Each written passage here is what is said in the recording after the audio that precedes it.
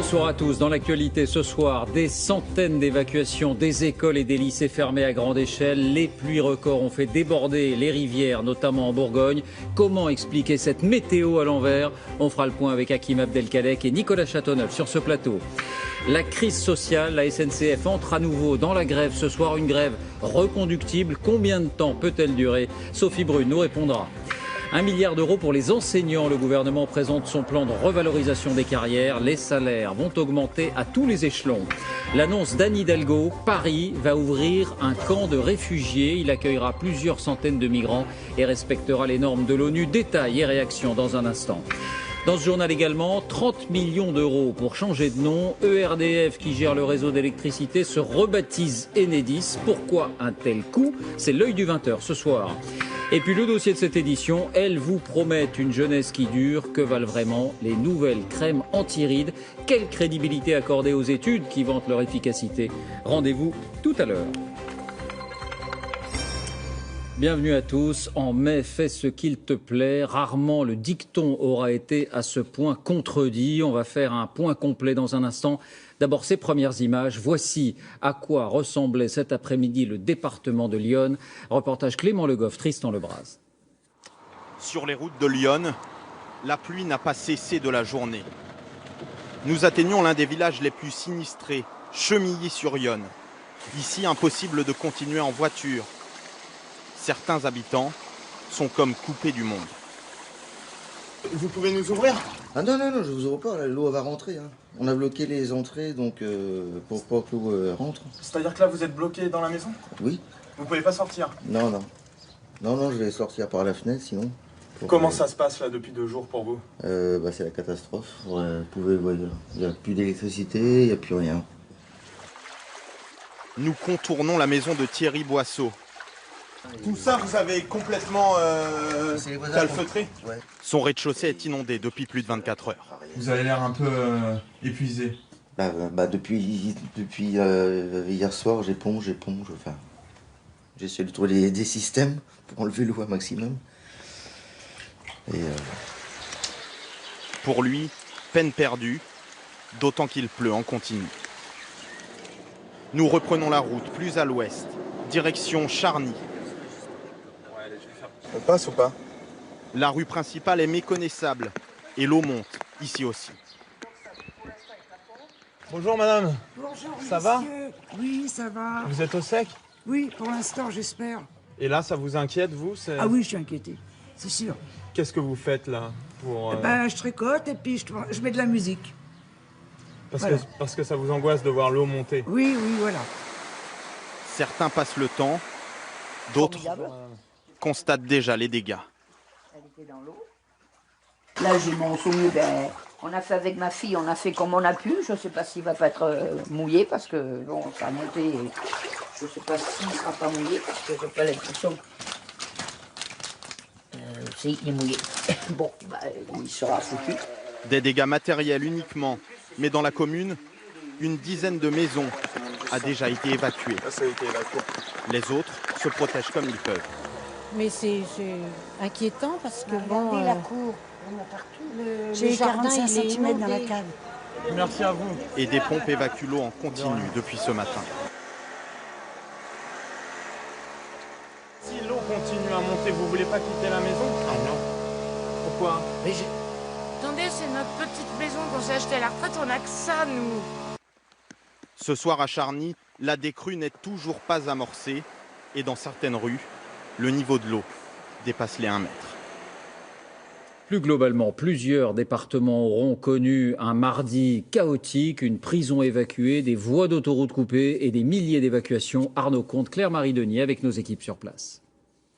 Vu du ciel, c'est un quartier tout entier immergé sous plus d'1 mètre d'eau. Ici, à 60 km de Lille, la rivière s'est installée en quelques heures au pied des habitations, désormais accessibles que par barque. Dans plusieurs régions de France, que ce soit ici à Amiens ou près d'Orléans, les cours d'eau se sont transformés en torrents furieux. Le courant est tel que même le bitume n'a par endroits pas résisté.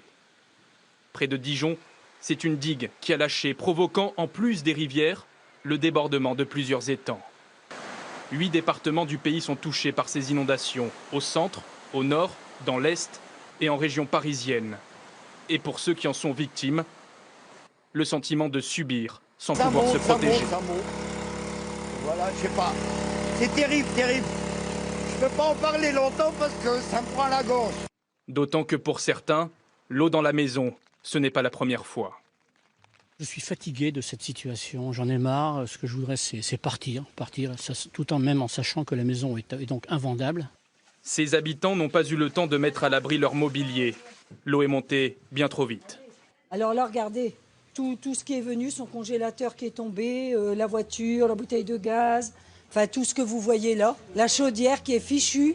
Il y a un dégât considérable. Mon mari il est descendu tout en bas, le sous-sol, jusque là, partout. Incroyable. Près de Dijon, de nombreux véhicules se sont retrouvés piégés, des dégâts essentiellement matériels. Mon salon, mon billard, ma salle de jeu, ma chaufferie, la cave, on n'en parle pas. Vous attendiez à ça? Vous êtes surpris? C'est la première fois que ça arrive? Ouais, la première fois. Ça fait 10 ans que j'habite là, on n'a jamais vu ça. La région parisienne n'est pas épargnée. À Paris, la Seine a débordé par endroits, les quais devenant parfois inaccessibles. Et dans les Yvelines, sur certains parkings, on ne distingue ce soir quasiment plus le toit des voitures. Bonsoir Hakim Abdelkalek, vous êtes près de Fontainebleau en Seine-et-Marne. Où en est-on ce soir ? Eh bien écoutez David, la réponse, vous l'avez à mes pieds. Cette route était une route, eh bien il s'agit maintenant d'une rivière. La petite rivière qui est à gauche de la barrière, eh bien déborde totalement et la route également est donc devenue une rivière. Et ce soir, les riverains sont inquiets. Ils ont d'ailleurs construit ici une petite digue avec ce qu'ils ont trouvé, des planches de bois avec des portes pour éviter que l'eau n'aille dans la petite ruelle là-bas et aille toucher leurs maisons qui sont derrière. Ce soir, une rivière inquiète particulièrement l'ensemble de la région. Il s'agit du Loing, une rivière dont le débit ne cesse de continuer à s'amplifier. Et demain, peut-être qu'il y aura des améliorations car l'eau, la pluie devrait légèrement baisser, mais elle devrait repartir de plus belle jeudi et vendredi. Merci Hakim. Et nous partons maintenant pour un département placé en alerte rouge. C'est rare, le Loiret. Les pluies n'ont quasiment pas cessé depuis 4 jours sur place. Anne-Claire-Poignard, Jacques Dubose. Dans ce quartier inondé, les pompiers entament une nouvelle ronde. Ici, l'eau est montée très vite. La crue a surpris les habitants dans leur maison. Au bout de cette rue, les pompiers ont localisé 2 personnes en difficulté. Ouais. Là, on va récupérer les gens qui sont chez eux, là, et puis on va les évacuer. À l'intérieur de la maison, un couple est réfugié au 1er étage. Ils sont évacués à bout de bras. Allez, appuyez-vous sur moi. Parfait. Allez-y. Attention, ça va basculer. Soit vous asseyez. Dans ces sacs, ils ont sauvé ce qui pouvait l'être. Partir n'a pas été une décision facile. Vous avez finalement décidé de quitter votre maison? Oui. Convaincu par les pompiers, mais on serait bien resté. C'est difficile. Cette commune près d'Orléans est l'une des plus touchées par les intempéries. Depuis samedi, la pluie tombe sans discontinuer. Le canal qui traverse la ville déborde.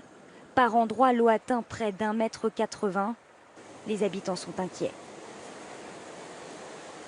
Ça fait mal au cœur, hein. On peut rien faire. Non. On a juste à attendre. On peut rien faire. Et le pire, c'est que ça n'a pas fini de monter, donc c'est... On n'habite pas très loin, donc on surveille. Vous êtes inquiet? Oui. Parce qu'on sait que c'est pas fini, donc... Priorité ce soir pour les pompiers, s'assurer que personne n'est pris au piège dans ces maisons. Les évacuations devraient se poursuivre plusieurs heures encore. Bonsoir Anne-Claire-Poignard, on vous retrouve en direct. Ce sont des mesures exceptionnelles qui ont été prises pour les prochaines heures. Absolument, car la situation ici ce soir dans le Loiret reste très compliquée. Vous apercevez derrière moi une rue littéralement coupée en deux par les eaux et la préfecture vient de l'annoncer. Les écoles, les collèges, les lycées du département resteront fermés toute la journée de demain. Pas de cours, pas de transport scolaire non plus en raison du très grand nombre de routes coupées par les inondations. Alors vous savez, dans le Loiret, 200 communes sont actuellement touchées, 700 personnes ont déjà été évacuées et parmi les points noirs qui subsistent ce soir, il y a l'autoroute A10, l'autoroute qui relie Paris à Orléans, l'autoroute sur laquelle 400 personnes sont actuellement bloquées par les inondations, 400 personnes qui attendent d'être évacuées par l'armée. Merci Anne-Claire, on fera peut-être un point d'ici à la fin de ce journal. Autre région touchée en attendant, les Hauts-de-France et en particulier le Pas-de-Calais. Là-bas, la décrue vient à peine de commencer. Marianne Mas, Dominique Mas. Des voitures submergées. Par endroits aujourd'hui, l'eau a atteint 2 mètres de haut et obligé les habitants à se réfugier à l'étage ou à évacuer. 16 h, la décrue a enfin commencé. Certains reviennent sur place ouvrir les maisons, chercher quelques affaires. Vous habitez en fait là? Non, c'est mon ami, j'étais là chercher ce matin à 4h30. Il y avait 1,80 m d'eau. Donc j'étais brûlé sur mon dos. Non, j'en peux plus. Je tourne dans la motion. Je suis à bout. À côté, la propriétaire a été évacuée en barque ce matin. C'est son fils qui vient constater les dégâts.